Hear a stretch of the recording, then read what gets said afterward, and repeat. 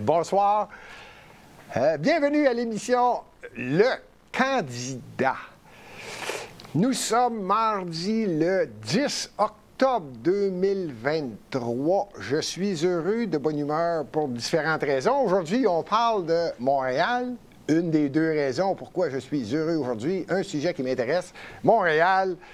Et depuis quelques semaines, j'ai dit que je parlerais de Montréal. En passant, pour ceux qui aiment l'introduction, c'est le canon de Pachelbel fait par des trains. Ça prend de la patience, croyez-moi sincère. Aujourd'hui, évidemment, on va parler de Montréal, entre autres, et quelque part, très profondément, les pistes cyclables, la configuration des pistes cyclables, quelquefois des deux côtés de la rue, les stationnements. Il y a eu plusieurs manifestations également. Et entre autres, et en plus, on va toucher au sujet qui est délicat, le fameux chemin Camillien-Hood, qui fait en sorte qu'on puisse aller en haut du Mont-Royal au lac aux Castors ou tout simplement arrêter au Belvédère pour aller voir la belle ville de Montréal et son stade olympique au loin, ou tout simplement aller au cimetière sur le Mont-Royal. En tout cas, la discussion, ça va être aujourd'hui tel que prévu. Mais avant, comme à mes habitudes, je vais prendre un petit 4 minutes, peut-être 5, juste en intro, petite capsule, parce que demain à luxmedia.info et également sur YouTube, demain, ça va être en direct à midi, une émission spéciale lors de la réinformation sur luxmedia.info. On va parler de la... Je me sens mal à l'aise de dire la guerre. Mettons, on va mettre le conflit majeur entre Israël et la Palestine. Demain, on va en étudier une grande partie avec André Pitt, qui anime régulièrement, tous les jours de la semaine, l'émission de réinformation. Demain, je vais faire partie de l'émission et on va avoir du plaisir d'en discuter et se poser des questions mutuellement. Mais je veux vous donner un petit avant-goût de quel angle je prends ce conflit-là et demain, on va y aller profondément. Premièrement, il faut comprendre que il y a tellement de choses, en tout cas de mon côté, qui a fait que j'ai été obligé d'aller vérifier samedi au complet, dimanche au complet, le lundi de l'Action de grâce au complet, faire des vérifications pour être certain que je comprenais bien quand on me parlait de le Hamas, le Hezbollah, la Cisjordanie, le West Bank, le Liban. Qu'est-ce que le Liban fait là? Et tous les mots, les sujets qui disent, voyons, et c'est un conflit israélo-palestinien. Premièrement, j'ai dit, il va toujours bien voir c'est où la Palestine, c'est quoi la Palestine. Comme à mes habitudes, je descends le plus loin possible en arrière pour arriver au sujet. Par contre, aujourd'hui, je vais arrêter juste à l'intro. Demain, je répète, à midi, à l'émission Réinformation de Lux Média à midi, on va étudier le sujet profondément, au moins pendant 1 heure. La Palestine, pour ceux qui ont de la difficulté à comprendre un peu le phénomène, disent, voyons, c'est où sa carte? Et vous avez bien raison de dire c'est où sa carte. La Palestine, là, c'est 27 000 km². C'est tout petit. C'est tellement petit. Mais ça existe. C'est sa carte, c'est là. D'un côté Est, il y a la mer Morte. Pas compliqué. Si vous cherchez une mer, cherchez la mer Morte, puis tout de suite, ça va être du côté Ouest. La Palestine est là. Et comment se fait-il qu'un si petit... C'est pas un État, En passant, il y en a qui disent « Ah, ben c'est un pays, la Palestine. » Non, non, non, non, non, non. Il y a à peu près 130 pays sur la planète Terre qui ont dit « Ouais, on le reconnaît, la Palestine, on reconnaît ça comme étant un État. » OK, 130 pays. Mais je n'ai pas besoin de vous dire qu'il y a des pays importants sur la planète Terre, dont un qui se considère encore comme le pays le plus puissant au monde, qui lui a décidé que non, moi je ne reconnais pas la Palestine. Ce sont les États-Unis. Si je ne me trompe pas, je pense que je peux rajouter le Canada ne reconnaît pas la Palestine. Pas certain. Je pense que le Japon, l'Australie, peut-être que le Japon a changé d'idée, comme le Brésil ne l'avait pas reconnu et il a reconnu quelque chose comme en 2010. Donc la Palestine, c'est pas reconnu, disons, par malheureusement un des pays les plus puissants au monde. Et vous savez que l'hégémonie américaine prend sa place un peu partout. Tout ça pour dire que la Palestine existe, puis ce n'est qu'après la Deuxième Guerre mondiale, pour différentes raisons qui vont être le sujet demain. On a créé l'État d'Israël, le pays. Là, vous allez dire, comment ça se fait que d'un pays qui a à peu près 27 000 km², c'est tout petit, ça, là, je vous le dis tout de suite, là, c'est tout petit, là, oui, il y en a. Pourquoi Israël, on va créer l'État d'Israël en Palestine? Pourquoi? Là, c'est historique, ça va être le sujet demain, je ne veux pas aller trop loin sur ça, mais je veux que vous compreniez que c'est délicat. D'ailleurs, Israël, c'était très, très, très, très petit et ont pris un petit coin côté ouest de la Palestine, puis c'est là que vous allez aller. C'est arrivé après la Deuxième Guerre mondiale. La raison, c'est que les Juifs se cherchaient un État. Et n'allez pas croire que c'est les États-Unis ou tout ça. Non, historiquement, après la Deuxième Guerre mondiale, c'est le Royaume-Uni, l'Angleterre, le Royaume-Uni qui a dit « OK, c'est là qu'on va vous installer et c'est là qu'on va faire Israël. » C'est à peu près 3 millions de population. Aujourd'hui, c'est à peu près 9 millions. Mais c'est là qu'ils ont décidé, regarde, ça va être là, en Palestine, qu'on va vous installer. Déjà là, léger problème. Demain, on va en parler. Et je me pose encore la question, comment se fait-il que l'État était petit et aujourd'hui, il y a une chicane? C'est pas une chicane comme la première, justement, au début des années, fin des années 40, là, quand les États arabes ont dit « Wow, wow, wow, wow, wow, qu'est-ce que c'est ça, un État juif en Palestine? » Il y en a eu de la chicane. Ça va être tous les sujets qu'on va aborder demain pour arriver au phénomène de le pourquoi. Pourquoi il y a eu ce déclenchement-là? J'ai préparé différentes choses qui vont être le sujet demain. Pourquoi, d'ailleurs, on a réduit la grandeur du terrain, la superficie de la Palestine, faire de l'espace à Israël? Pourquoi? Pourquoi, quand on a dit on va créer Israël, on a dit c'est un État? Pourquoi on n'en a pas profité pour dire on va créer l'État reconnu, connu et reconnu? La Palestine, pourquoi on ne l'a pas fait en même temps? Non. On a été en Palestine, on a dit, vous venez de perdre toute cette grandeur de terrain-là, on fait un État, un pays, ça s'appelle l'Israël. OK. Puis nous autres, on peut-tu avoir un État? Non. Vous autres, on ne vous reconnaît pas. Historiquement, là, ça crée des froids. Il y en a eu quelques-unes, la fameuse guerre de 6 jours. Ça, c'est tous les sujets qu'on va discuter demain. Et j'ai ramassé quelques questions qui vont être les sujets demain. La grosse question. Y a-t-il des solutions? Y a-t-il une façon de régler ça? Parce qu'il ne faut pas rire de ce conflit-là. Ça fait des centaines d'années que la Palestine... C'est historique, là. J'allais dire, c'est vieux comme le monde, là. C'est la naissance de Jésus-Christ, là. C'est Jérusalem, là. Vous comprenez que ce terrain-là, c'est un terrain... C'est un endroit historique, là. Mais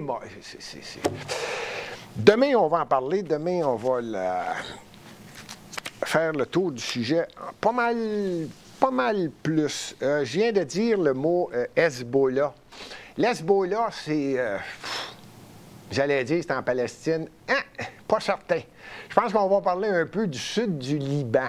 Qui contrôle le Hezbollah? Comment ça se fait que le Hezbollah, quand on entend aux nouvelles, le Hezbollah, oh, peut-être qu'en passant, Hezbollah, c'est au nord de la Palestine, côté nord-ouest, plus sud du Liban. C'est là qu'est installé. Comment ça se fait qu'on dit souvent, oh, il ne faudrait pas qu'au nord de la Palestine, on décide d'aider, de participer au conflit? Parce que le Hamas, qui est au sud, vous me suivez, le Hezbollah est au nord, sud du Liban, nord de la Palestine, au sud, c'est le Hamas. C'est le Hamas qui a tout déclenché ça, ce qui vient d'arriver depuis samedi matin. Donc, on va faire toute l'étude, le pourquoi c'est parti du sud. Qui contrôle le Hezbollah? En passant, demain, je vais arriver avec quelque chose. Je suis en train de... Je pratique ma langue arabe. Hachem Safieddine. Ça, c'est un des grands dirigeants de la Palestine. Lui, il a fait une déclaration, puis il a semblé dire peut-être que le Hezbollah va s'impliquer. Demain, on va en parler. Safieddine, je ne suis pas sûr que c'est lui qui mène le bal. Je pense que lui reçoit ses ordres de l'Iran. J'avais déjà dit dans plusieurs émissions, quand vous suivez la politique, c'est une pieuvre. Il va falloir faire le tour, puis qu'est-ce que l'Iran a rapport avec ça? Et toutes les questions qui vont avec, qui a fourni les armes? Comment se fait-il qu'Israël ne s'est pas aperçu de ce qui était en train de se passer au sud? Est-ce que c'est parce que volontairement, le Hezbollah est en train de faire des mouvements militaires, puis Israël était pris au nord? Ça va être intéressant de voir ça. On dit toujours la bande de Gaza. La bande de Gaza est très, très, très populeuse. Il y a même des médias qui disent que c'est probablement l'endroit où il y a le plus de population au pied carré. Je vais vous donner un indice. Montréal. Je termine là-dessus, mais c'est parce que je vais faire mon intro après ça pour Montréal. Montréal. La superficie complète de l'île de Montréal, c'est à peu près, et là, ne me remettez pas sur le nez, Claudette, que si je me trompe de 1 ou 2 kilomètres, c'est pas grave, là. C'est à peu près 430 kilomètres carrés. C'est à peu près l'île de Montréal. 430 kilomètres carrés, l'ensemble de l'île. Je parle de Montréal et des villes des fusionnés. Je parle de l'île au complet. 432, on est à peu près 1,8 million de population. 1,8 million de population, à peu près. Plus ou moins 100 000, là, quelque chose de genre. La bande de Gaza, c'est plus petit.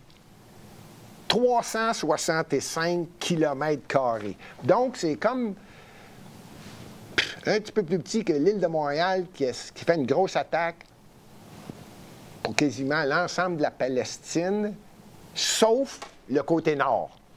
Puis, tant qu'à mélanger tout le monde, on parle de la Palestine, le côté nord, ils appellent ça la Cisjordanie. Tant qu'à mélanger tout le monde, c'est facile. La Cisjordanie, en passant, on pourrait dire simplement, c'est en Palestine. Ça serait plus simple. Non, il y en a qui rajoutent, oui, c'est en Cisjordanie. Puis là, tant que tu dis, voyons, non, on est rendu où? Non, c'est en Palestine, côté nord. Mais c'est juste à côté du Liban, côté sud, et c'est là qui est l'Hezbollah, qui est un autre groupe, qui n'est pas nécessairement le groupe de la bande de Gaza. Quand je dis le Hamas, c'est un groupe pas mal plus extrémiste, mettons. Ils sont cotés comme étant terroristes. Je pense qu'avec raison. Et il y a des raisons qu'ils sont terroristes. C'est ça que demain, on va tout évaluer. Bon, j'en ai assez dit. C'était pour vous donner le mot d'ordre demain à l'émission de réinformation de Lux Média à midi. Avec l'animateur habituel qui m'a demandé, oui, Gilbert, ça serait intéressant si tu venais, bon, on va en parler, on va avoir le plaisir de se poser différentes questions. C'est avec plaisir que j'ai accepté. Bon, c'est que c'est demain, je le répète, je le dirai jamais assez souvent, demain à midi, Lux Média, l'émission Réinformation.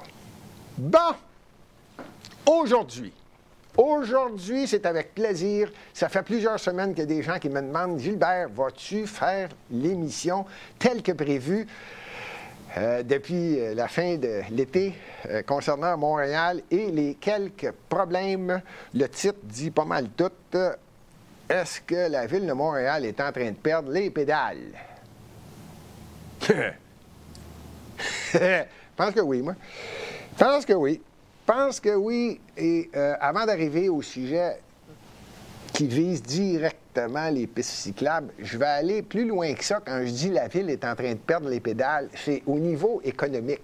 J'aime le développement économique. J'aime le fait que Montréal, c'est la métropole du Québec. Je le dirai jamais assez. Ceux qui aiment Montréal sont comme moi, vont toujours dire, moi, j'aime Montréal. Bon, j'aime Montréal, c'est ça. Puis je suis né à Montréal, mon père est né à Montréal, puis mon grand-père qui est né en 1892 était commerçant à Montréal. Ça fait longtemps qu'on est à Montréal, la famille, et ça fait longtemps que je vis à Montréal, j'ai du plaisir à Montréal, j'ai eu des entreprises à Montréal, des restaurants à Montréal, des locataires. J'ai été locataire, maintenant j'ai des locataires. Montréal, je l'aime et on doit l'aimer. Ce qui est en train de se passer est, à mon avis, désolant. Ça n'enlève pas la beauté de la ville, ça enlève son prestige. Et j'aime pas quand je le fais, c'est pas involontaire, mais je le fais avec regret. Quand je dis que la mairesse de Montréal, c'est une prune, c'est vraiment une prune. Puis elle est chanceuse d'être une femme parce qu'elle serait dans la grappe de raisin avec les hommes. Mais je divise les femmes et les hommes par respect parce qu'à mon avis, il n'y a que deux genres, femmes et hommes. Donc, elle n'a pas le titre de raisin, même si elle le voulait. Et à la campagne de 2017, elle a dit qu'elle était l'homme de la situation. Faut-tu manquer de respect en partant? T'es une femme. Promotion, campagne électorale. Je suis l'homme de la situation. Ben oui, toi, ça part bien. Ça part bien. Ben oui. Tout ça pour dire que c'est une prune. Bon, ceci dit, j'aime le développement économique et bien que j'en ris souvent, tant qu'à faire, je vais dire pourquoi je ris souvent de ça. En fait, on est une risée en Amérique du Nord. Ça n'existe nulle part ailleurs. Il y a 19 maires à Montréal. Parce qu'il y a des arrondissements, et anciennement, c'était des villes. Et c'était, on va fusionner Montréal, toute l'île de Montréal, puis ça va devenir une île, une ville. Ça vient de Jean Drapeau, même qu'un autre excellent maire en passant à Montréal, Pierre Bourque, lui aussi a suivi l'idée de Jean Drapeau, mais n'a jamais réussi. Finalement, il y a des gens qui ont dit non, notre ville est petite, puis on n'a pas l'intention d'être géré à Montréal. Ils ne savent pas gérer une ville, c'est mal géré, ils négocient pas bien. Dans la plupart des cas, lorsqu'ils font différents contrats avec des soumissionnaires, différentes entreprises pour des travaux, en fait, on ne veut pas être montréalais. Pas compliqué. Donc, Montréal était fusionné, on défusionne. Le premier ministre du Québec de l'époque, Jean Charest, dit « OK, vous pouvez vous défusionner, voici le référendum que vous devez faire, puis si vous atteignez tel score, vous allez vous défusionner. Vous ne serez plus montréalais, vous allez être des villes défusionnées. » Il y en a 15 qui ont réussi. Ce qui m'impressionne, c'est choquant pour quelqu'un qui aime Montréal et qui dit « Wow, ça va coûter combien, cette histoire-là? Ça va coûter combien? Fusion, défusion. Et pourquoi dire, une fois que les villes ont été défusionnées, les Montréalais, eux, vont avoir à subir le fait que, bon, ben là, il va y avoir 19 maires à Montréal parce que les arrondissements, comme, admettons, le plateau Mont-Royal ou Rosemont, ou peu importe, Saint-Laurent, Outremont, non, là, il faut qu'ils aient des maires. Oui, parce qu'il y en a qui étaient frustrés, comme justement Saint-Laurent, qui était une ville, qui est devenue Montréal, qui fait partie intégrante de Montréal. Ils étaient frustrés, là. Ah non, mais nous autres, on veut un maire. Alors, je ne sais pas de qui a sorti ça de sa tête. Je ne sais pas si c'était une tête qu'il y avait à l'époque, peut-être une noix de coco. Puis il a dit, OK, OK, on va mettre 19 maires à Montréal. Bon. Puis tant qu'à être frustré, ouais, ça va nous prendre des conseillers. Ben, pas de trouble, on va vous mettre 84 conseillers. Ah, c'est triste ce que je dis là.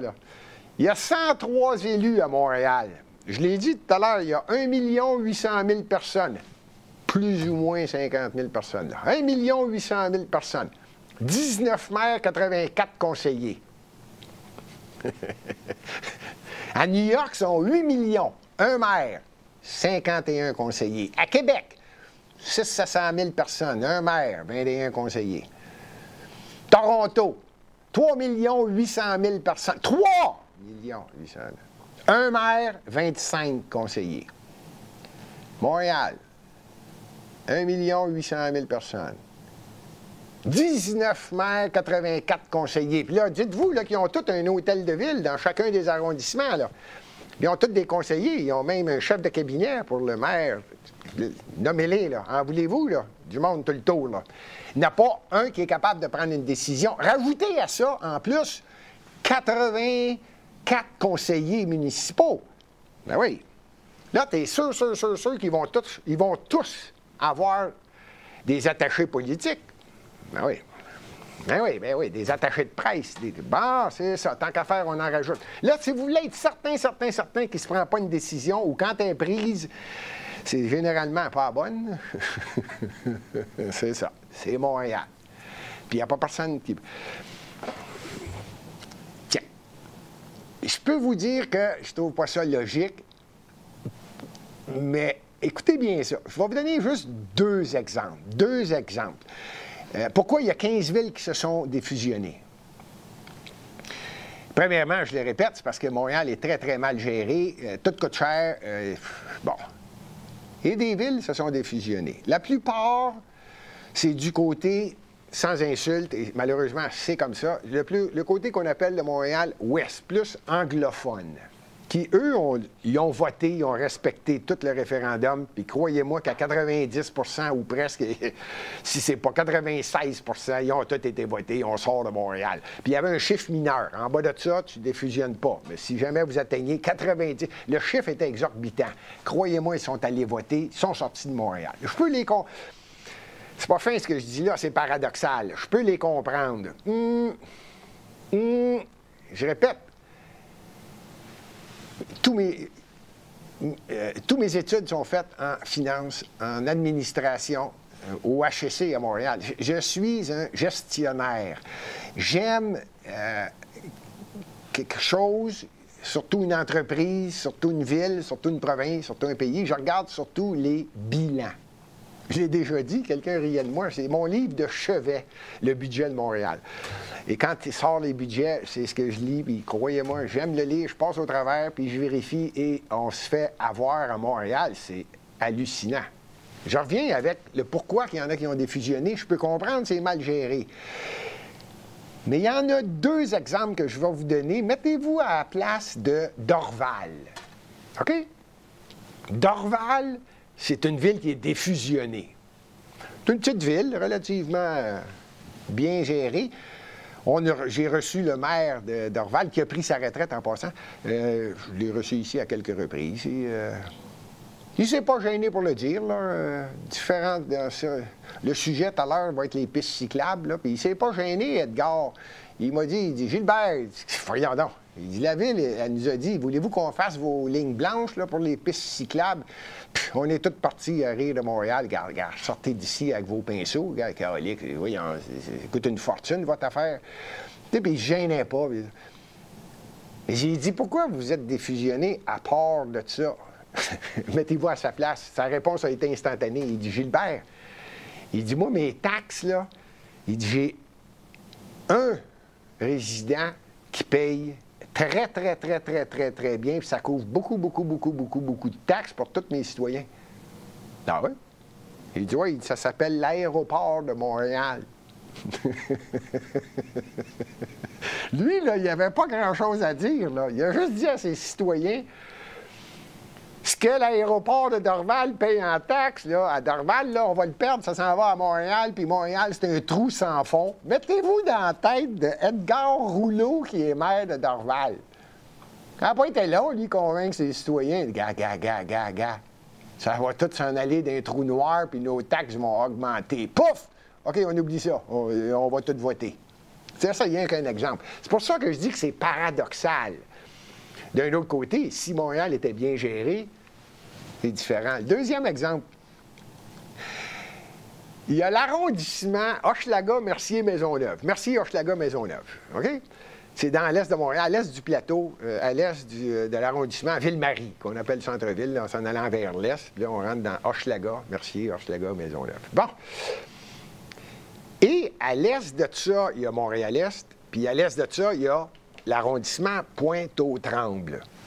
Mais là, j'ai dit Montréal-Est. Mais ça se fait que Montréal-Est, c'est défusionné. Allez pas penser que quand vous traversez Hochelaga, vous en allez à Pointe-aux-Trembles, que vous restez dans la même ville. Non, vous sortez de Montréal, puis vous revenez à Montréal. Là, il y a Montréal-Est. Même raison. Je demande au maire, mais ça se fait. C'est quoi cette affaire-là? Hein, Montréal, c'est un trou sans fond, puis blablabla. Tout le monde s'entend dans les villes défusionnées, puis même ceux qui ont manqué leur coup, comme Anjou, Saint-Laurent, La Salle, la Chine, ils ont manqué leur coup, ils n'ont pas défusionné, ils sont en maudit encore aujourd'hui. Ça coûte une fortune, Montréal. Mais là, Montréal-Est a réussi. Oui, non, mais c'est fait. Bien, on a dit au monde d'aller voter. Ah oui? Et? Bien, Gilbert, on a un résident qui paye pas mal de taxes, puis on a juste dit aux résidents que ce résident-là, ben, on va perdre les taxes, qui paye pas mal toutes les taxes de Montréal-Est, ça va à Montréal. Ah oui, c'est quoi? Ah, il dit, c'est pas grand-chose. On appelle ça les raffineries. Les raffineries de l'Est de Montréal. Ah oui, ouais. Ah oui, des bons clients, ça. Oui, ils payent très bien, ils payent bien les taxes, puis ils payent cher de taxes. Ils disent, on ne voulait pas perdre ça. Pas compliqué. On l'a expliqué aux citoyens, croyez-moi. Mettez-vous à la place de ces deux arrondissements-là qui ont réussi. C'est pas fin, parce qu'ils savent très bien qu'ils sont servis par plusieurs services de Montréal. Mais d'un autre côté, Montréal est mal géré. Ce n'est même plus quelque chose de caché. On frise. Non, on frise pas. C'est une risée, Montréal. C'est une cacophonie. C'est une tour de Babel à l'hôtel de ville, tellement... Quand tu veux prendre une décision, si tu veux être sûr de ne pas la prendre comme il faut, là, tu crées des comités. Puis là, tu fais un comité, puis tu engages un autre comité, puis un comité. Puis là, tu as tellement de comités que tu as des comités qui vérifient le comité. Tu as un comité qui vérifie les comités pour être certain que tous les comités parlent de la même chose concernant un dossier quelconque. C'est pas des farces, c'est pas des blagues que je fais. D'ailleurs, il y a un comité qui a été créé pour faire en sorte que tous les arrondissements puissent se parler. Parce que des fois, ils ne se parlent pas. Fait qu'ils ont créé un service qui s'appelle communication entre les arrondissements. Et là, on frise. Là, on frise plus le ridicule, là, on frise le cave. Là, c'est rendu cave. Mais n'oubliez pas, c'est des forteresses, c'est des châteaux forts. Tu as le maire de l'arrondissement qui, lui, c'est une vedette. Dans son arrondissement, c'est moi le maire. Ah oui? Ben oui. Fait que ça prend différents comités. Puis là, je ne parle pas de la ville centrale. J'essaie d'éviter ce sujet, je n'aurais pas le choix, là. Là, on l'appelle, elle, Valérie Plante, celle qui a dit que c'était l'homme de la situation, là. Bon, la prune. Bon, elle a la même chose, elle est mairesse, son hôtel de ville, ses chefs de cabinet, ses attachés polybars, c'est la même affaire, la même chose qu'une ville. Normalement, qu'il y a une fois ça. Nous autres, on l'a 19 fois à Montréal. Bon, bien, elle, en plus, elle a une pensée unique. Sans insulte, là, c'est la vérité. Ce sont des faits, tout simplement, qu'elle n'est pas de Montréal originalement. Elle est arrivée ici, probablement, dans son adolescence, pendant les études universitaires, je ne sais pas trop. Elle vient quelque part dans un endroit... Moi, j'aime bien les petits villages, là, je suis désolé pour les villes de moins de 100 000 habitants. Pour moi, c'est... Qu'est-ce que vous voulez que je vous dise? Je suis né à Montréal, il y en a toujours eu bien du monde. sans insulte pour personne, là, souvent pendant que j'étais jeune, je laissais les fenêtres ouvertes pour entendre l'autobus tourner le coin. Ça m'aidait à m'endormir. Pas tout à fait la même chose qui se passe à la campagne, je le comprends. Bon. Mais pour en revenir à la mairesse actuelle, là on n'est pas à campagne, il faudrait qu'elle comprenne, là. Moi, qu'on veuille me répéter ou qu'on répète à tout le monde, ouais, mais là, Montréal, là, on a des problèmes, là. Si c'est pas environnement, je n'ai pas besoin de vous dire qu'on revient souvent sur le mot environnement, automobile, respect pour les vélos. Ça, on l'entend souvent pour arriver à une chose. Bon, on va régler le problème. On va faire des pistes cyclables, puis on va dire à ceux qui ont une auto, on va vous écœurer assez que vous allez la vendre, puis vous allez utiliser les transports publics. C'est une façon de voir les choses. Pas la mienne, mais c'est une façon de voir les choses. D'imposer sa vision. C'est ce que j'appelle une pensée unique. Il y en a qui poussent plus loin et disent ça, c'est woke. Un woke, c'est une personne qui. Ils entendent des choses, mais ils n'écoutent rien. Pas compliqué. Valérie Plante est connue et reconnue. Elle fait souvent des allocutions ou des interventions par l'entremise d'un journaliste qui l'interviewe, et elle dit « Ah oui, on a fait des consultations. » Oui, on fait des consultations et on prend nos décisions en fonction de ce que les citoyens nous demandent. Bon. OK, pas de problème avec ça que vous disiez ça. J'ai un nombre de photos. Avant de vous les passer, là, je veux que vous compreniez vers quoi on s'en va. J'ai un ensemble de photos parce que, puisque la mairesse dit qu'elle écoute ses citoyens et ça, je me suis posé la question, ouais, vous écoutez vos citoyens et vous avez participé au C40, où vous avez eu plusieurs titres honorifiques de différents organismes qui favorisent le fait que on doit limiter les déplacements. Pas un secret, là. Le C40 qui a eu lieu, si je me rappelle bien, c'est au Maroc. Je pense que la mairesse de Montréal a été nommée vice-présidente du comité environnemental et de réduire la circulation et blablabla, blablabla, au niveau mondial. Bon. Elle a eu tous les titres qu'il fallait là, pour dire que, bon, c'est une bonne défendresse de le... Je sais pas quoi dire, c'est le mot qui revient tout le temps, c'est l'environnement. Bon, OK. Bon. Là, on est loin. Là, on commence à s'éloigner d'une ville qui est la métropole du Québec, le moteur économique de toute une province. Là. On s'éloigne lentement. Mais, je me suis dit, OK, mais ça veut dire quoi? Ça veut dire quoi dire on va limiter les déplacements, faire en sorte que les gens utilisent ou utilisent au maximum les transports publics? C'est quoi? Bon. Là, il y a une rumeur qui est sortie. Il y a des gens qui disent...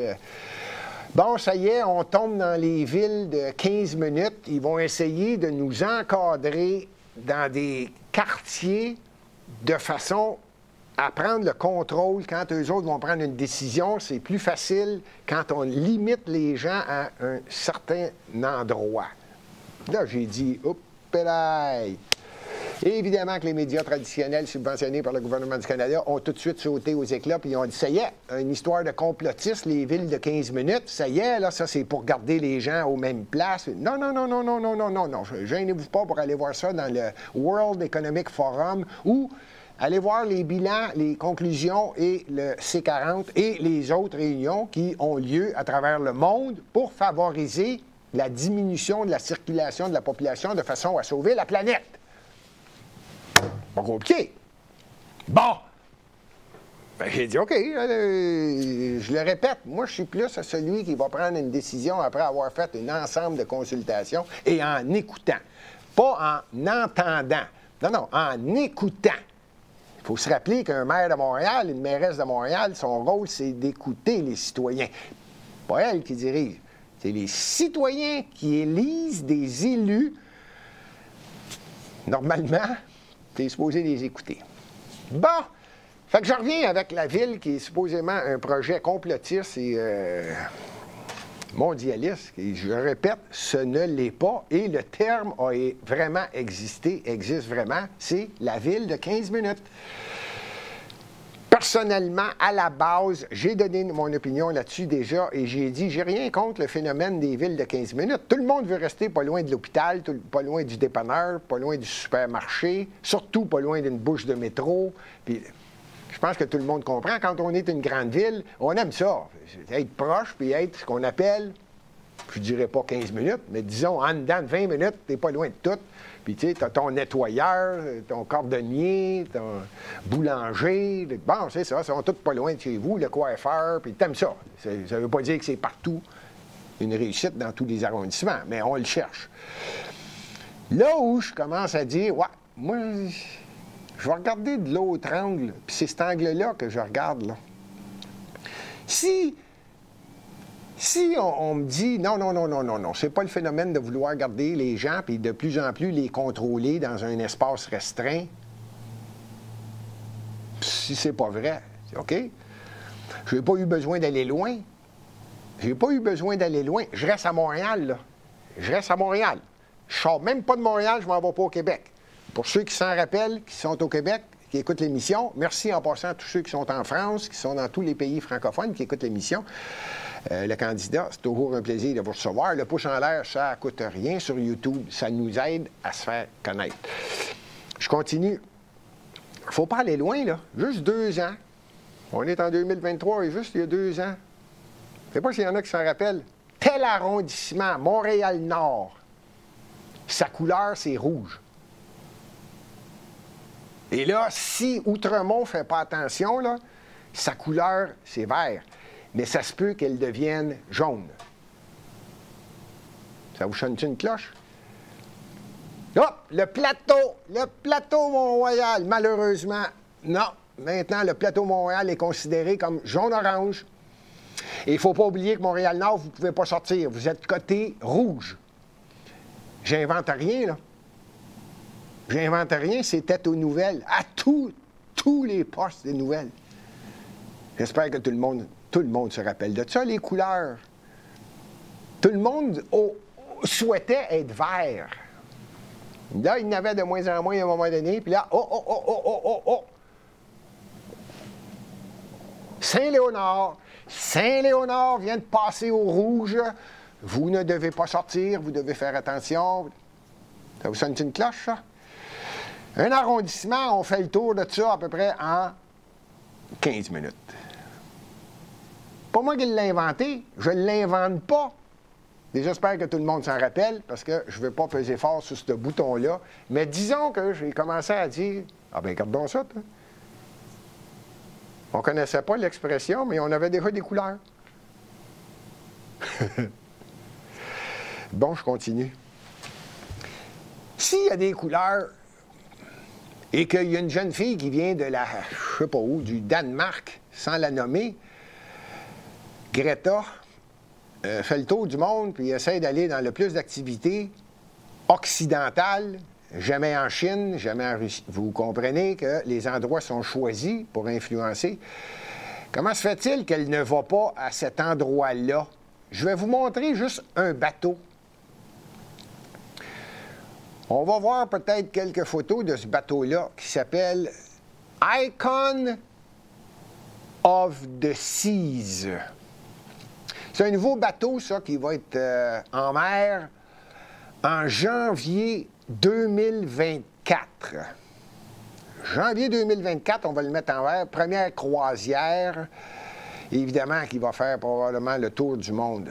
Pendant que vous regardez les photos, je veux juste vous dire qu'il est possible d'y admettre 7600 personnes. Quand on sait que sur un bateau de croisière, normalement, il y a quasiment un employé et demi par personne qui fait partie du touriste sur le bateau. Ça veut dire que ce bateau-là va avoir entre 12 000 et 15 000 personnes chaque fois qu'il va partir en croisière. Ça, là, pour ceux qui n'aiment pas les villes de 15 minutes, je pense qu'ils viennent de gagner un gros point. Ça, c'est même pas 10 minutes, là. C'est incroyable. Moi, ça se fait qu'il n'y a pas un environnementaliste qui s'est levé debout et qui a dit « Hey, qu'est-ce que c'est ça? Savez-vous combien de tonnes? Là, je ne parle pas de litres, là, en tout respect pour ceux qui utilisent des automobiles à essence. Je ne parle pas en litres. Je parle en tonnes. Combien de tonnes de mazout, de pétrole, sont utilisés au kilomètre pour faire avancer cette affaire-là, ce bateau-là, là? The Icon of the Sea. Comment ça se fait qu'il n'y a pas... Moi, là, je l'aime bien, Al Gore. Pas de trouble avec ça. La petite Greta, moi, pas de trouble avec ça. OK. Et là, qu'est-ce que vous faites avec vos relations, là? Vous n'avez pas réussi à empêcher les bateaux de croisière? Il y en a combien de centaines de bateaux de croisière sur la planète Terre? Puis là, c'est du covoiturage. Ah! Ici, le technicien est très rapide d'esprit. Il vient de me dire, Gilbert, c'est peut-être la bonne chose, c'est du cobateautage. C'est du cobateautage, c'est du covoiturage sur l'eau. Peut-être. Blague à part, c'est 12 à 15 000 personnes dans une situation en moins de 10 minutes qui peuvent faire le tour de tout ça. Je me pose encore la question, qu'est-ce que tu fais sur un bateau? Ça, c'est une opinion, j'ai rien contre ça. Et félicitations à tous ceux qui font des croisières. Personnellement, je suis pour le plaisir et d'avoir des vacances et de profiter de ce qu'on peut et de ce qui nous est offert. Donc, c'est pas moi qui va dire que c'est la pire chose au monde. Non, je reviens juste à ceux qui disent toujours « Ah, ben non, il faut protéger l'environnement. Il y a trop d'auto. Il y a trop d'auto. Il faut faire du vélo. Il faut faire... Oui, OK, c'est correct. On fait quoi avec ça, ce bateau-là? » Et je ne parle que des bateaux, là. Là, si je m'y mettais, j'embarquerais ces avions, là. Ceux qui ont des jets privés, eux autres ne font pas partie de la classe, là, qui protège l'environnement. Moi, quand je vois celui qui a fait, justement, le Titanic, là, tu sais, qui était en avant, là, tu sais, l'acteur, là, qui tenait la fille, là, « Hey, ouais, attention, tombe pas en bas du bateau, là. » Tu sais, le gars, là, qui la tenait, là. Il a son jet privé, lui. Lui, il n'arrête pas de dire que l'environnement, c'est important. Hey, Coco, tu fais avec ton jet privé. Puis quand tu loues un bateau, comment ça se fait qu'il y a juste toi puis ta blonde, puis le bateau mesure 165 pieds? C'est quoi le plaisir que tu as, là, pour l'environnement que tu défends? J'ai rien contre ça. Moi, je répète, j'ai rien contre Al Gore. Non! Greta non plus, d'ailleurs.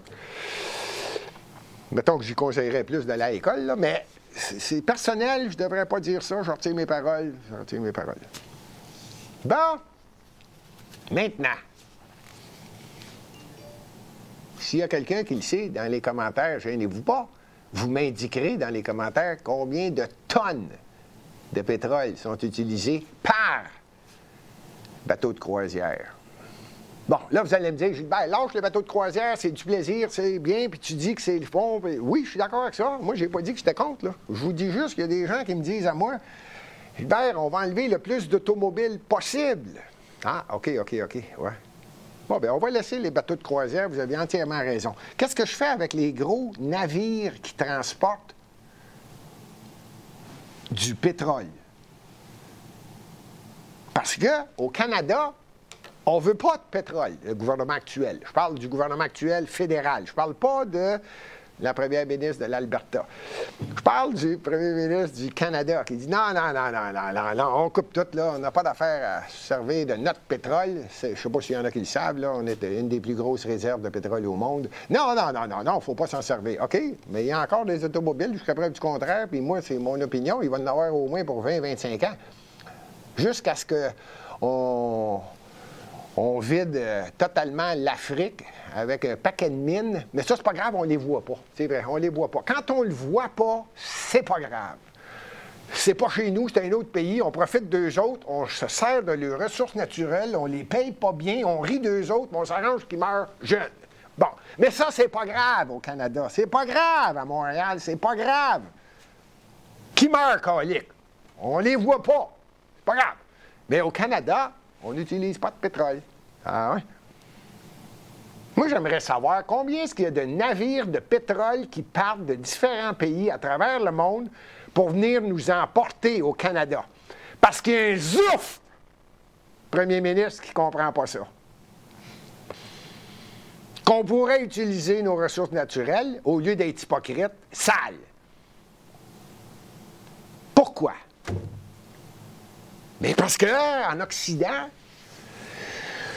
les pays occidentaux, ou je ne sais pas qui, il y en a qui disent le deep state américain, il y en a d'autres qui disent, peu importe, je ne sais pas c'est qui, le bozo qui a mis ça dans la tête à tout le monde, là, ben, non, il ne faut pas utiliser nos ressources naturelles, parce que nous autres, on est environnementalistes, fait qu'il ne faut pas que ça paraisse, on va le faire venir de partout ailleurs. Hey! Il y a du pétrole qui part de Norvège. Il y en a qui s'en servent comme étant un des pays les plus verts, les plus... C'est écœurant comment est-ce qu'elle a du pétrole. Puis elle en vend. Puis elle gère bien son pays, puis ça va très bien. Puis ils ont une très grosse caisse de retraite pour l'ensemble des citoyens de la Norvège. Mais on n'en parle pas. Celui-là, c'est une exception. On évite d'en parler. Puis d'ailleurs, on essaie de ne pas en parler. Pas tout.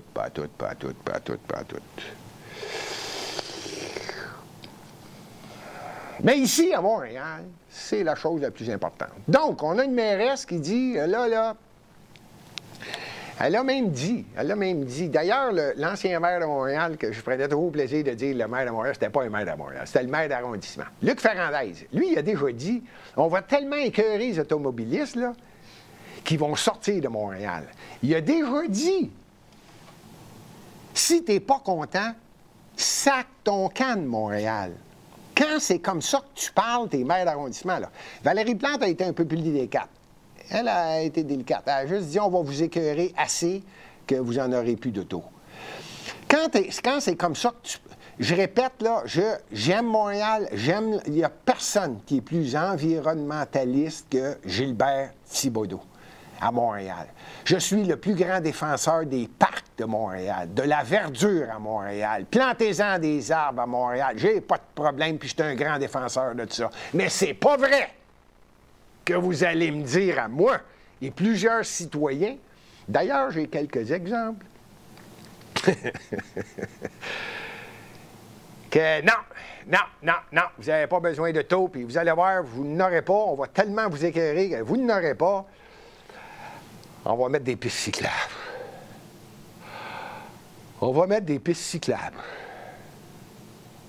Je ne sais pas comment est-ce. On dirait qu'ils disent ça. Ah, ça prend des pistes cyclables. Ouais. On va écouter un petit vidéo. Si je ne me trompe pas, c'est une vidéo qui a eu lieu dans un conseil d'arrondissement à Montréal. Il y a une dame qui s'exprime, puis je vous reviens après ça. 15 ans, je suis propriétaire. Je n'ai pas le bonheur de posséder une place de stationnement sur mon terrain. J'ai fait la demande, on m'a refusé.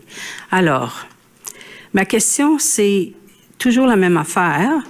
L'hiver, même présentement, c'est l'enfer. Les pistes cyclables ont retiré plus de 80 places de stationnement. Je les ai comptées, c'est plus que 80. J'ai fait les 2 rues, c'est plus que 80. Alors, ma question concerne le fait que la Ville a donné, il y a plusieurs années, le droit de construire des immeubles 8 logements. 8 logements, c'est plein. Sur la 15e, ce n'est que ça. Alors, 8 logements, 8 locataires, possiblement 8 voitures. Qu'est-ce qu'on fait? Qu'est-ce qu'on fait? Parce que nous, on ne vit pas dans un Outremont, Westmount. On ne vit pas là. C'est un quartier ouvrier. La majorité des personnes n'ont pas de stationnement. Qu'est-ce qu'on fait? Vraiment, je pense que la Ville a une responsabilité parce que la Ville a décidé de façon unilatérale d'installer des pistes cyclables pour je ne sais pas combien de cyclistes. 3 par jour peut-être. Il n'y en a pas, j'en vois pas. Je reste là, je suis retraitée. C'est très rare. Puis, ils ne respectent même pas le... Alors, qu'est-ce que la Ville va faire? Parce qu'elle a pris la responsabilité de mettre des pistes cyclables. Moi, je pense que la Ville possède aussi la responsabilité de gérer le problème de stationnement qui était déjà très, très complexe avant. Alors, je voudrais savoir qu'est-ce que vous allez faire cet hiver quand vous allez fermer le côté de rue stationnable, on va dire ça comme ça, pour déneiger, il y aura 0 parking. On va faire quoi? On va mettre les voitures où les ruelles ne sont pas déneigées non plus. Qu'est-ce qu'on fait? Parfait. Je veux juste mentionner que la Ville a la responsabilité d'offrir des outils aux gens pour pouvoir se stationner. On nettoie la rue. La rue est disponible pour les gens qui veulent se stationner. Quand il y a des problèmes au niveau du stationnement, vous pouvez faire des demandes de vignettes pour avoir des espaces réservés. La Ville n'a pas la responsabilité de trouver un espace de stationnement pour chaque voiture sur le territoire. C'est pas notre responsabilité. OK? Hop là! Bon. Bon. Ce qui venait de se passer, c'est dans l'arrondissement Villeray, Saint-Michel, Parc Extension, conseil d'arrondissement qui a lieu dans chacun des arrondissements une fois par mois. Généralement, si je ne me trompe pas, c'est le premier mardi du mois. Avant de commenter, je veux juste vous montrer une photo d'un journal. Pas longtemps après ça, je pense que les citoyens se sont choqués un peu. On veut notre stationnement. Une autre manifestation contre les nouvelles pistes cyclables dans Saint-Michel. Bon, grosso modo, en résumé, ce qui s'est passé durant la vidéo au conseil d'arrondissement, la dame qui s'exprime a fait une belle comparaison, et c'est vrai. Je vais prendre quelques arrondissements, encore une fois. Là. Elle est de Saint-Michel, Parc Extension, Villeray. Bon. Et effectivement, on stationne notre auto dans la rue. Ce sont des logements. Elle l'a bien expliqué. Je pense que tout le monde a compris là, que le message est clair. C'est qu'elle exprime à la personne qui est au micro, qui est une représentante de la Ville de Montréal, de l'arrondissement Villeray-Saint-Michel, Parc Extension. Elle explique clairement que classe moyenne, on a besoin de notre automobile, on a besoin d'endroits pour se stationner, on travaille, c'est pas généralement collé chez nous, puis c'est normal, des fois on se déplace pour aller à l'extérieur. Et là, je pourrais en rajouter sur, grosso modo, ce qu'elle exprimait, parce que non seulement je la comprends, je l'entends, je l'écoute, et en plus, je me dis, il faudrait que quelqu'un comprenne, là, comme il faut, l'écoute comme il faut, la pensée unique devrait disparaître, peut-être pas parce que c'est Saint-Michel. Non, je pense qu'il se passe la même chose actuellement à Pointe-aux-Trembles, dans Hochelaga, Maisonneuve, j'irais même jusqu'à dire Rosemont, Saint-Laurent, peu importe l'arrondissement, là, je ne les nommerai pas, il y en a 19. Et même le plateau Mont-Royal, je pense qu'il y a des gens qui... Oups! Plateau Montréal, qui est le berceau de Luc Ferrandez, qui, lui, a carrément dit à quelqu'un, si t'aimes pas la façon, regarde, sors de Montréal, débarrasse. Tu dis jamais ça à un citoyen qui est né à Montréal. Non, mais quand t'es projet Montréal, comme Valérie Plante ou, anciennement, Luc Ferrandez, tu t'en fous pas mal, c'est la pensée unique. Par contre, Luc Ferrandez, il y avait un côté, c'était un voisin, et je me prenais plaisir à jaser avec lui, et il y avait un côté qui disait, Gilbert, je dois faire ce qui doit être fait dans les parcs et tout ça. Et je voyais qu'il y avait un sens parce qu'on défendait tous les deux. Et à un moment donné, on s'est séparés dans différentes choses concernant les pistes cyclables. Et là, le phénomène de dire au monde, sacrez votre camp si vous n'aimez pas de la façon que moi, j'ai décidé que Montréal va aller. Celle-là, je ne l'aimais pas. Mais au niveau des parcs, au niveau des développements des parcs, l'embellissement des parcs, ajout des arbres... non seulement je suis d'accord, je le répète, je suis le meilleur environnementaliste à Montréal parce que c'est une métropole. Mais je vais y revenir un peu plus tard. Dans la vidéo, la madame, elle a dit Anjou, l'Île-Bizarre, Outremont ou différents arrondissements, ils ont leur stationnement. C'est vrai. Quand on fait le tour des arrondissements, ce serait peut-être bien que Mme Plante fasse le tour ou que la fille qui a répondu à cette dame-là fasse le tour de Montréal au lieu de rester dans un endroit à 15 minutes de chez eux. Ce serait peut-être bien qu'un élu fasse le tour, hein? Mettons. Parce que cette dame-là représente une grande majorité de la population qui a besoin de son véhicule, qui a besoin de son stationnement devant la maison. Quand la réponse, là, et je l'ai pris en note, là, quand la réponse de la ville, la représentante de la ville, que je ne connais pas son nom, je la mets dans les prunes, elle-là, puis je ne connais pas son nom, ça va pas bien. C'est pas la responsabilité de la ville de vous trouver un stationnement. Pas sûr que j'ai la bonne réponse, ça. Si tu veux une réponse qui n'a aucun sens, c'est bien de réponse ça. La ville n'est pas responsable de ton stationnement. OK. OK. Si je prends ce côté-là, c'est correct. Mais c'est pas la responsabilité aussi de m'enlever ma place de stationnement. Parce que toi, tu as décidé que moi, devant chez nous, je devais avoir une piste cyclable. Puis vous êtes tellement imbécile qu'au lieu de mettre une piste cyclable d'un côté qui va dans les deux sens, vous enlevez le stationnement du côté de chez nous et de l'autre côté de la rue. De plus, pourriez-vous, quand vous exprimez que vous êtes certaine, je ne parle pas à la dame qui pose des questions et qui fait des commentaires, je parle à celle qui répond, là. Elle vous tente-tu de me dire combien est-ce qu'il y a de vélos à Montréal? Combien est-ce qu'il y a de vélos à Montréal? Combien est-ce qu'il y a de vélos à Montréal en hiver? Je parle de vélos qui circulent. Je parle pas de vélo qui est chez vous, comme moi, j'en ai deux. Moi, j'en ai un pour moi et un pour la visite. Celui-là, pour la visite, je ne le compte pas, là. Puis celui que je prends, je ne le prends pas, croyez-moi, tout le temps, parce que c'est difficile.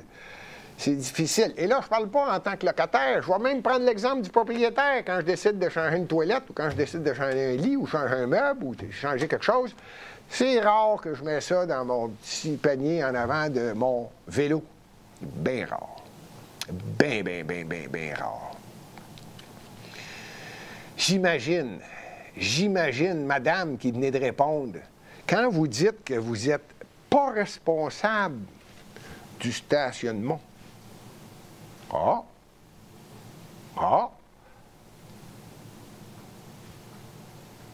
Combien est-ce qu'il y a de monde qui a une automobile à Montréal qui ne sont pas d'accord avec vous, que vous avez enlevé les places de stationnement pour mettre des pistes cyclables en disant on a consulté. Ça, c'est juste Saint-Michel, Parc Extension. J'ai bien l'impression que ça va augmenter à Montréal. Ça va augmenter à Montréal. Il y a des gens qui vont finir par dire non, là, arrête, là. Trop, c'est comme passé. Je peux même vous dire que je suis pour les pistes cyclables. Pas l'ensemble des pistes cyclables qui sont en train d'être faites et celles qui s'en viennent dans le futur. Parce que là, il y en a qui s'en viennent, là. Peut-être sur Henri Bourassa. Il y en a une qui vient d'être créée sur Christophe Colomb. L'imbécilité totale des deux bords, tant qu'à faire. Pourquoi pas fermer la rue Christophe Colomb aux autos? Faut-tu être raisin? En plus, à Métropolitain, pour aller prendre la bretelle. Boulevard Métropolitain, il a été créé. Ça, c'est une ancienne installation des années 50-60. Le boulevard Métropolitain qui est surélevé. Il y a des bretelles qu'on prend par la voie de service en bas. En bas de Métropolitain, il y a une bretelle pour monter en haut. À chaque entrée. Christophe Colomb, tu tournes à gauche, tu prends la bretelle, tu montes, c'est fait pour ça. Non, ils l'ont enlevé. Elle n'existe plus. Fermée. Fini. Des gros blocs. Ils ont mis une piste cyclable qui prend l'espace, évidemment, de deux voies de circulation. Hein, parce que n'oubliez pas que quand tu as une idée fixe dans la tête et tu veux écœurer les automobiles, tu mets ça plus large que prévu. Ah, c'était écœurant. C'est écœurant, il reste juste une voie. Donc, tu n'as plus le droit de tourner à gauche, tu es obligé de... Ah oui, on continue par en avant. Oui, OK. Mais là, je fais quoi pour aller prendre la bretelle qui a été faite spécialement pour la rue Christophe Colomb? Monter. Là, je parle juste d'une place. Juste une. Je vous parle pas de la rue Saint-Denis. Il y en a qui vont me dire, Gilbert, Saint-Denis, c'est une bonne shot, c'est une autoroute pour vélo. OK. Mais Berry, non. Celle qui descend, justement, Christophe Colomb, à partir de, je sais pas, moi, Boyer, puis qui s'en vient sur Christophe Colomb, là, puis qui fait le tour, là, puis qui descend, qui traverse le parc La Fontaine, puis qui s'en va dans le centre. Bon, il y en a plusieurs là, qui partent du nord au sud. Pourquoi avoir fait une grande piste qu'on appelle l'autoroute de vélo sur Saint-Denis? L'endroit où c'est populaire parce qu'il y a des commerçants. Et là, vous allez me dire à moi, ben oui, il va y avoir de plus en plus de commerçants qui vont être heureux parce qu'en vélo, ben, c'est plus facile de s'arrêter, puis on va magasiner. Ben oui, toi. T'en veux-tu des McDonald's, des AEW, puis des Pizza Hut, puis c'est ce qu'il va y avoir, là. Là, on est en train d'enlever les commerces de destination, là. Non! Les vélos, c'est des gens qui magasinent. OK. J'essaie pas de peser sur le bouton, Mme la mairesse Valérie Plante, ou celle qui répondait à cette dame. Mais il y a des endroits stratégiques pour mettre des pistes cyclables. J'aime les pistes cyclables, je le répète. À un moment donné, il ne faut pas être imbécile. Il ne faut pas avoir la pensée unique, celle de dire on va tellement écœurer les autos qu'ils vont la prendre, l'autobus. Non, je pense que vous ne comprenez pas. Avant de dire, là, on va faire en sorte qu'ils se débarrassent de leur auto pour prendre le métro, je vais y aller dans l'ordre. Si j'étais maire de Montréal, je m'arrangerais pour avoir un excellent service de transport en commun. Je ferais en sorte d'influencer la personne qui est en automobile, qui dit « Peut-être que je vais l'essayer en métro demain parce que le service est excellent, il est à l'heure, il y a plusieurs stations, parce que le métro de Montréal est vraiment bien développé et le service des autobus est vraiment excellent. Je vais mettre des stationnements incitatifs et je vais essayer d'influencer l'automobiliste. Oh, ben tiens, je vais stationner mon auto là, puis je vais utiliser les transports publics. Je ne l'imposerai pas. Je vais l'influencer. Parce que je suis un élu, puis c'est moi qui rends service. Puis si vous ne comprenez pas ça, vous avez un maudit problème. Les gens qui payent des taxes, les gens sont tannés. Les élus doivent respecter, offrir des services, faire en sorte d'influencer la population et non pas imposer la pensée unique. C'est-tu clair, ça? C'est-tu clair? Quand on me dit à moi, on va fermer la Camillien Hood, je pense que j'ai un petit vidéo là-dessus, le temps que je me calme. Dans 2 ans, c'est terminé. Mais en fait, c'est le commencement. Moi, j'ai en plus envie de dire, dans 2 ans, c'est le commencement. Non, mais plus l'auto, vous êtes sûr, là. Ben oui, mais c'est surtout, comme je dis, pour moi, c'est le commencement parce qu'il faut s'imaginer qu'ici, là, ça va être une grande promenade pour les piétons. Il va y avoir aussi un sentier pour les cyclistes. Mais je pense que n'importe qui se promène sur le chemin Homestead en ce moment, il se rend compte à quel point c'est populaire. Et il y a du monde sur la montagne. Fait qu'on veut vraiment augmenter la fréquentation de la montagne, mais aussi protéger la biodiversité parce que on enlève de l'asphalte, mais on va rajouter du verre, on va rajouter des arbres. Il y a le verre, puis je vais en parler, évidemment, le changement climatique et tout ça, il y a des raisons évidentes. Clément Ouimet, le jeune qui est mort ici, est-ce que ça n'a pas été le point déclencheur de la réflexion plus sérieuse 2017? Oui, absolument. C'est la mort de ce jeune cycliste, 17 ans, qui descendait en vélo puis qui a été happé par une voiture qui faisait un U-turn. D'ailleurs, demi-tour interdit depuis. C'est pour ça que nous, puis aussi qu'on a mis des bollards au centre de la rue, comme à chaque année. Mais c'est pas super beau de un, puis en même temps, on veut vraiment assurer la sécurité de tous les utilisateurs, dont les piétons. Parce que vous savez, une chose qu'on se rend pas compte, c'est qu'à cause de Camillien Hood, on n'a pas accès comme piéton, comme visiteur de la montagne, à un des 2 versants. Si on est de ce côté-là, du côté du Mont-Royal, on voit pas le côté Outremont, parce qu'on n'a pas envie de traverser ça, là, c'est dangereux. Alors maintenant, en faisant un grand chemin piéton, on va pouvoir aussi mieux connaître la montagne. Oui, Madame la mairesse, ben oui. Les gens vont avoir accès à la montagne. Ça va être beau. En passant, pour ceux qui ne sont pas au courant, l'histoire de Camillien Hood, il y a eu 2 fois des référendums, des consultations publiques. 2 fois, ça a été refusé. On ne ferme pas le Camillien Hood. Là. Les gens veulent Camillien Hood. Sauf Valérie Plante. Elle, non, on s'en fout. On s'en fout de ce que les Montréalais pensent. On va le fermer. Je pense que ça a été retardé. Je ne veux pas donner un coup de joie à tout le monde. Je ne sais pas, là. Quelqu'un, il a peut-être soufflé dans l'oreille. Pas bon, là. Fait que là, ça a été retardé. Ça ne sera pas avant les élections de 2025. C'est prévu tout de suite après. Ça veut dire que si Valérie Plante gagne, oui, ça va aller de l'avant. Bon, ceci dit, on revient encore sur les pistes cyclables. Le phénomène des automobiles, on va les écœurer. Ben là, c'est plus on va les écœurer, tiens, hein? On va les empêcher de rouler dans un endroit. Je vous ferai remarquer que, pour ceux qui ne connaissent pas Camillien Hood, à Montréal, il y a une montagne, une petite montagne, une bosse, une grosse bosse, une petite montagne, le Mont-Royal, qui est superbe. Vert, c'est incroyable, c'est beau.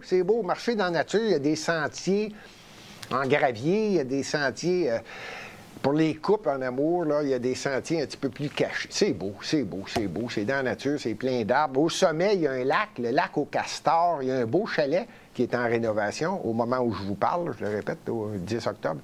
C'est en rénovation actuellement. C'est de toute beauté. Et même qu'en montant, à un moment donné, il y a le Belvédère. On peut aller voir l'endroit où on peut voir le Montréal côté plus est, le stade olympique. On voit le jardin botanique, on voit différentes rues. Bon, on s'y rend en automobile. C'est une montagne. Ça monte. Bon, selon ce que vous venez de voir, là, la mairesse est convaincue que c'est ça. C'est ça. Il faut redonner la montagne aux citoyens. Hey, faut-tu être prune pour dire ça? Ah, puis il y a un cimetière. Un cimetière côté droite, quand on monte en haut. Le cimetière Mont-Royal. Tout le monde y va en auto. Et ça arrive de l'autre côté également. On peut le prendre de Côte-des-Neiges. Remembrance, je pense, le nom de la rue, en anglais. Et on peut traverser le Mont-Royal, passer à côté du cimetière, juste à côté du grand stationnement. Et là, on traverse, on s'en va du côté ouest de Montréal et vice-versa. C'est fantastique, tout le monde l'utilise, ou beaucoup de gens l'utilisent. Mais je ne dirais pas que c'est l'endroit où il y a le plus d'automobiles, mais c'est un endroit nécessaire, à mon avis, qui devrait demeurer et qui va demeurer si... il va y avoir des élections en 2025. Voici pourquoi. C'est difficile. Il y a tellement d'activités qui pourraient être ajoutées. Il y a du ski de fond en passant. Il y a du ski de fond dans le haut du Mont-Royal. Il y a des pistes qui sont très, très, très, très bien entretenues. C'est tellement beau. La nature, si vous voulez voir ça, à Montréal, le Mont-Royal, c'est un endroit. Il y a également, si vous voulez voir le jardin botanique, il y a également le parc Maisonneuve. Je répète, Montréal, c'est une superbe métropole. Superbe. Il y a de la verdure, il y a des parcs de toute beauté, il y a des piscines. Quelques-unes ont besoin d'amour, mais c'est incroyable comment c'est une belle ville, je le répète. Mais là, il faut arrêter de dire, par l'entremise de la mairesse actuelle, Valérie Plante, qu'on va aller vers la pensée unique. Là, à un moment donné, on arrête, là. Même si on me répétait, oui, mais Gilbert, il y a eu un mort en 2017, et là, on ferme. On va enlever l'asphalte, on va tout mettre en gravier, et les gens vont pouvoir marcher pour aller dans le haut de la montagne Mont-Royal. OK?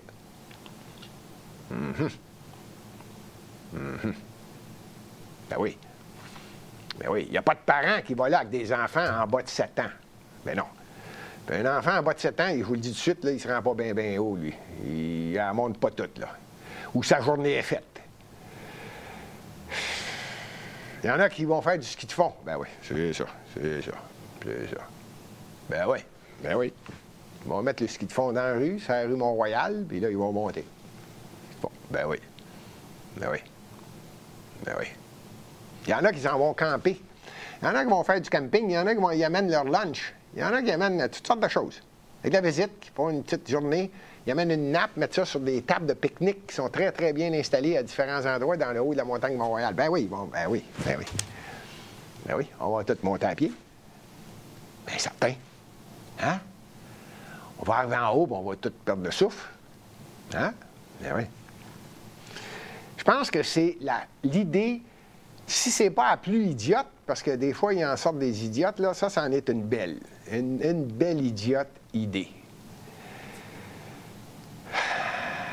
Dieu ait son âme aux cyclistes, aux camionneurs, je ne connais pas toute l'histoire. Mais il y en a un cycliste aussi qui est mort sur la rue Papineau. Il y en a un aussi qui est mort sur le boulevard Crémazie. Crémazie. Un petit peu vers l'ouest de Christophe Renaud. Il y en a quelques-uns qui sont décédés. J'espère qu'on ne fermera pas les rues, là. Au lieu de penser unique et de peser sur un bouton qui est totalement idiot, ridicule, et ça devient fatigant, en passant, là, ça coûterait quelque chose comme entre 80 et 100 millions de dollars là, pour enlever tout ce qui est installé pour mettre de la gravelle. Y a-t-il quelqu'un qui va se lever? Y a-t-il quelqu'un à l'intérieur de Projet Montréal, parmi les 103 élus qui la regardent, y a-t-il une opposition à l'Hôtel de Ville? Y a-t-il quelqu'un qui va se lever debout et qui va dire « Hey, la prune! 80 quelques millions pour... » Il n'y a pas quelqu'un qui s'est assis et qui a dit « Garde, garde, garde. » Parmi les 103 294 comités qu'on a, y a-t-il quelqu'un qui va se réveiller et qui va dire « Regarde, on va s'asseoir, on va faire un plan, on va regarder qu'est-ce que ça a l'air sur Mont-Royal, sur Parc Avenue. » Puis j'irais même dire Côte-Sainte-Catherine, là, juste le coin exact. Je le connais. J'y vais. Y a-t-il quelqu'un qui va s'asseoir, qui va dire « Bon, OK, Côte-Sainte-Catherine arrive là, Mont-Royal arrive là, Parc Avenue commence un petit peu plus bas. Bon, on peut-tu faire une configuration différente? » Le mot, il est peut-être long, mais il me semble que c'est bien plus clair, bien plus facile, bien plus précis, puis on chambarde pas tout le monde, parce qu'on a une idée, une pensée unique qui se résume à « Ah, ben, ce que je vais faire, c'est que je redonne la montagne à la population. » Si c'est ça l'argument, là, j'ai un problème majeur, moi. Je pense qu'il y a un paquet de citoyens qui ont un problème. Avant de parler de choses comme ça, Mme Plante, je vais vous donner quelques indices encore beaucoup plus importants que Camillien Hood. Je comprends très bien et je répète, Dieu ait son âme au jeune qui est décédé, et la même chose pour tout cycliste qui sont décédés en faisant du vélo à Montréal. Il y a peut-être un autre angle qu'on peut regarder ça. Peut-être vérifier, est-ce qu'il y a des cyclistes qui ne sont pas prudents? Est-ce qu'il y a une façon de faire en sorte que les cyclistes soient plus prudents, respectent peut-être un peu plus le code de la route? Je ne sais pas, là, il y a différents angles qu'on peut regarder ça. Est-ce qu'il serait possible, pour en revenir aux pistes cyclables, de diminuer le nombre et de faire en sorte que les pistes cyclables qu'on a soient plus sécuritaires, placées sur des rues où il y a eu consultation? Il y a plusieurs, c'est-à-dire réduction des pistes cyclables sans réduire la possibilité de circuler partout à Montréal. Je ne sais pas. Il y a bien des angles qu'on peut regarder quand on écoute les citoyens. Parlant d'écoute aux citoyens, moi, je me concentrerais bien plus, Madame la mairesse, au phénomène que Montréal, c'est une métropole, le moteur économique du Québec. Comment ça se fait qu'il y a des firmes qui quittent? Comment ça se fait qu'il y a des firmes, des entreprises qui veulent s'installer à Montréal et vous les refusez? Ah oui, c'est vrai, c'est vrai, c'est vrai. Il faudrait diminuer le nombre de populations ou des gens qui viennent de l'extérieur de Montréal ou qui ne restent pas à côté de l'entreprise parce qu'ils sont malheureusement pris pour prendre leur automobile. Ah oui. Ouais. Si vous voulez développer Montréal... En fait, si vous voulez développer une ville, là, je pense que vous êtes trompé de ville. Montréal, c'est une métropole, vous n'enlèverez pas ça. Vous ne réussirez pas à faire de Rouyn-Noranda une copie conforme à Montréal, là. Et non, je pense pas, là. Je pense pas. Sainte-Thérèse, c'est une banlieue de Montréal, puis ça sera jamais Montréal. Montréal, c'est fait. C'est une métropole et elle doit se développer. Je pense que si j'étais vous, Mme la mairesse, je me concentrerais sur les logements. J'augmenterais le parc immobilier de Montréal. Je ferais en sorte d'être capable de servir ceux qui sont actuellement sans abri, non volontairement, qui restent en attendant chez de la famille, des amis, ou à Laval, ou même à Longueuil, en attendant de se trouver un logement à Montréal. Parce que vous avez bloqué des logements à Montréal. Vous en avez bloqué 23 760 qui devaient être construits. On parle de 2022. Comment ça se fait que vous ne vous occupez pas de ça? Comment ça se fait que vous vous occupez de Camillien-Hood, une rue qui fait en sorte que toute la population peut en profiter. Les piétons peuvent monter sur la montagne Mont-Royal en prenant tout simplement Parc Avenue et aller voir les tam-tams le dimanche, prendre tous les sentiers qui sont possibles de prendre puis se rendre en haut de la montagne. Les piétons peuvent faire ça. Même chose pour les vélos. Faire attention, tourner le coin à Côte-Sainte-Catherine, faire attention et monter. Par contre, on peut protéger, faire une piste cyclable qui va partir dans le bas de la montagne, parce qu'à partir du moment où on la monte, il y a déjà une piste qui a été, une ligne qui fait en sorte que le vélo doit rester à sa place. Et il y a de la place pour l'automobile. Au lieu de faire ça, là, je viens de vous le régler, ça ne vous a pas tenté de vous occuper de faire de construire des logements? C'est un besoin, c'est une nécessité. Le prix des logements augmente. Mme la mairesse, je vais vous donner rien que quelques petites idées. Dans Anjou, il y a une firme qui voulait s'installer qui s'appelle SolarGise, qui investissait des milliards de dollars. Le conseil d'administration, le président et quelques autres personnes de la haute direction de SolarGise, je répète, on est au début, fin des années 2010, début, là, juste avant 2020, là, qui veulent s'installer à Anjou. Vous vous êtes même pas présenté, puis Luc Ferrandez a dit « j'ai pas le temps, je n'irai pas, moi, cette réunion-là ». La firme fait des panneaux solaires, prête à investir des milliards de dollars. Pour être plus précis, là, des centaines et centaines de millions. C'est de l'argent, ça, Mme la mairesse. L'argent, là, ça paye des taxes. Là. Non, on n'en veut pas. Pourquoi? Parce qu'on va perdre certains espaces verts. Pourtant, il s'installait dans un quartier industriel. Arrêtez de mentir, Mme la mairesse. Il y a du monde qui suit les dossiers. Je suis les dossiers. Ça vous, est-ce qu'elle est rendue sur l'Argise? À Valleyfield. Ben oui, ils ont déjà investi plus de 500 millions, puis ça avance, là. Et d'après moi, c'est pas mal plus avancé que 500 millions. Ils doivent avoir déjà mis plusieurs centaines de millions, là. On l'a perdu à Montréal. C'est des emplois de perdus. Ça vous tente pas de vous occuper de ça, là? Au lieu d'avoir la tête enflée, là, puis vous passez devant la caméra, puis essayer de dire à tout le monde « Je vais redonner Montréal aux citoyens. » Hey! Montréal, c'est une métropole. Réveille! La prune. Dans Hochelaga, Maisonneuve, il y a un gros dossier qui est en train de se réveiller, là. Raymount Logistique, à côté du port de Montréal, ça. Ça vous dit-tu de quoi, ça?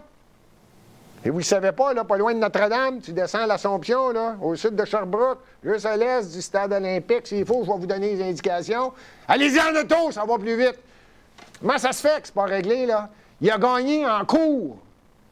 Parce que vous avez été tellement imbécile à Montréal qu'il a fallu qu'il aille en cours, puis il a gagné. C'est un terrain industriel, ça, avec. Anciennement, Canadian Steel. Il l'a eu, il l'a fait. On va-tu finalement avoir un petit peu plus de terrain disponible? Parce qu'actuellement, à Pointe-Saint-Charles, où ils mettent les containers qui arrivent en bateau, à Hochelaga, parce que vous ne vouliez pas que le terrain serve pour mettre des containers, il était obligé de les mettre ses camions et de l'envoyer quasiment à Pointe-Saint-Charles. Voyons donc. Parlons de pollution, puis de camions, puis de circulation. Lâchez Camillien-Hood, sacrifice. Réveillez-vous, Mme la mairesse. À la Chine, Montréal, c'est une île, calique. Êtes-vous au courant que vous êtes sur une île, il y a des ponts pour rentrer à Montréal? Bon, bien, si c'est une île, ça veut dire qu'il y a des gens qui peut-être aimeraient ça, faire du bateau. Concentrez-vous donc là-dessus, là. Réouvrez la marina. Sinon, la marina va réouvrir de toute façon en 2025 si vous ne gagnez pas et si le parti Action Montréal gagne. Je vous le dis tout de suite. La marina de la Chine, c'était la plus ancienne, une des plus belles, sinon la plus grosse au Canada. 550 bateaux pouvaient y aller. C'est une île, Montréal. Pourquoi vous l'avez fermée? Vous n'aimez pas les bateaux? Bon, bien, sautez sur un vélo puis allez donc voir le bateau off the sea. Allez leur dire que c'est pas bon pour l'environnement. Juste le bateau de navire qu'on avait au début de l'émission, à lui tout seul. Il est-tu beau, hein? Icon of the sea, Mme la mairesse. Allez donc leur dire à cette gang-là qui vivent dans un espace de moins de 15 minutes. Allez leur dire à eux autres, on n'en veut pas de bateau. À lui tout seul, ce vaisseau-là, il dépense plus d'essence dans une croisière de 14 jours que 550 bateaux de moins de 20, 25, 30 pieds durant toute une saison. Puis ça rapporte à Montréal, puis ça rapporte à la Chine, puis ça rapporte à différents endroits à Montréal qui réparent les bateaux, qui entreposent les bateaux. Puis ça rapporte aux commerçants sur le bord de l'eau, puis ça rapporte... Voyons donc, même la mairesse. Puis si jamais vous manquez d'idées puis vous avez le goût de dire on va développer, arrêtez donc de dire on va fermer pour donner à la montagne aux citoyens puis en faire de la gravelle. Non! Madame la mairesse, pendant que vous restiez à Rouyn-Noranda, là, moi, je faisais du ski alpin sur le Mont-Royal. Ayez donc des projets un peu d'envergure, parce que si vous n'êtes pas élu, moi, je vous le dis, il va y avoir du ski alpin sur le Mont-Royal. Ça, c'est servir les citoyens. C'est de faire en sorte qu'on donne la possibilité aux Montréalais d'avoir des activités très près de chez eux. Je parle pas de 15 minutes, là! Je parle d'activité, de faire en sorte que les gens sortent, que les gens aiment l'hiver. Offrez donc des activités. Le Mont-Royal. On va faire du ski alpin. Puis là, j'ose pas parler des régates de Pointe-aux-Trembles. Pourquoi est-ce qu'on ferait pas des régates à Pointe-aux-Trembles? Il y en avait, Mme la mairesse! Il y avait même des compétitions de ski nautique. Bon, comment ça se fait qu'il n'y en a pas? Montréal, c'est une île, Mme la mairesse. Avez-vous fini de vous concentrer sur des rues, puis écœurer les automobilistes, puis enlever des stationnements, d'augmenter les vignettes parce que vous êtes une des pires gestionnaires que Montréal a connues. La dette de Montréal est stratosphérique. Arrêtez de dire que c'est 108, 109, 110, 111 % du budget. On s'en va vers 120 %. Techniquement en faillite, Montréal. Une chance, je ne devrais pas dire ça, je ne devrais pas l'aider, l'autre. L'autre à Québec, il donne de l'argent à la Ville de Montréal pour faire en sorte que Montréal ne déclare pas que son budget n'est pas balancé. Combien vous avez besoin? 300 millions? Tiens, 300 millions. C'est l'ensemble des Québécois qui payent pour l'imbécilité de la mauvaise administration de Montréal. C'est-tu hallucinant? Après ça, on se pose des questions. Tu demandes à n'importe qui est à l'extérieur de Montréal, pourquoi tu ne viens pas faire un tour? Va chier! J'y vais pas. C'est grave, je fais répondre ça. Et tu fous, toi, un moment donné à Montréal? Tu fais là, c'est 2 heures juste rentrer puis sortir du plateau Montréal. Qu'est-ce que tu dis? Je ne vais plus à Montréal. Saint-Denis, je peux même pas stationner, c'est une rue commerciale. Je ne vais plus magasiner sur Saint-Denis. Tu fais là. Voyons donc. Je vais aller à Laval. Stationnement gratuit. Ou je vais aller à Brossard au 10-30. Stationnement gratuit. Tout est là. C'est ce que j'ai faire à Montréal. Puis en plus, tu as tes parcomètres à 5 $, 6 $ de l'heure. Voyons donc, je te fais là, toi.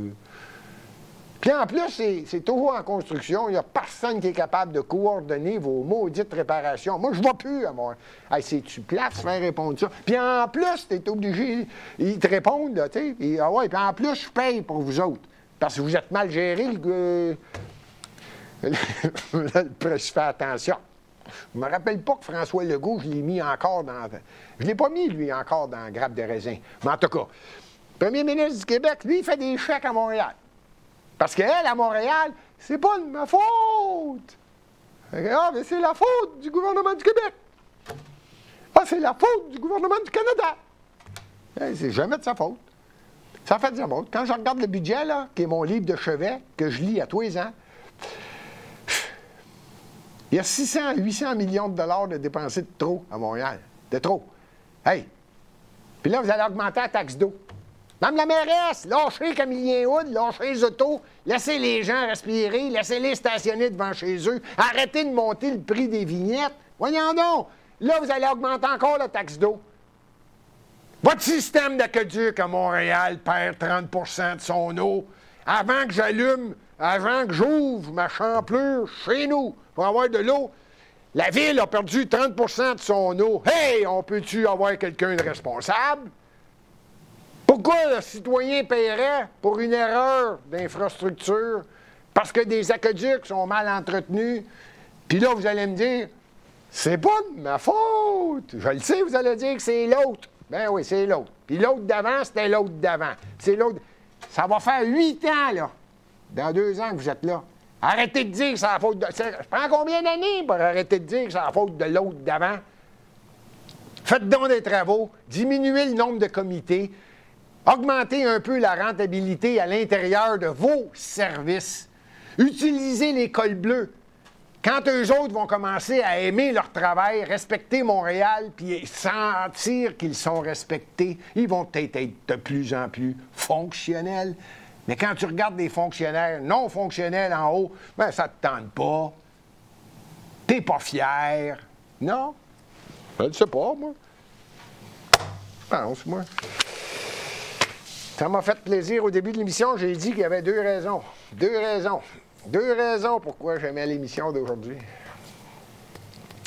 Je veux remercier, avant tout ça, là, je ne peux pas nommer tout le monde, mais je veux les remercier. Là. Manon, Sylvie, Jessie, Fernand, Pierre, Patricia, Richard, Yannick, Chris, Martin, Lise, Claude, Véronique, Robert, Michel, Claudette, Serge, Jacques, Bianca, Manon, Juliette, Carole. Je ne peux pas nommer tout le monde. C'était pour la deuxième raison pourquoi j'étais content de faire mon émission aujourd'hui. C'était qu'on parle de Montréal et croyez-moi sincère... Ça m'a fait plaisir. C'est mon anniversaire aujourd'hui. Salut!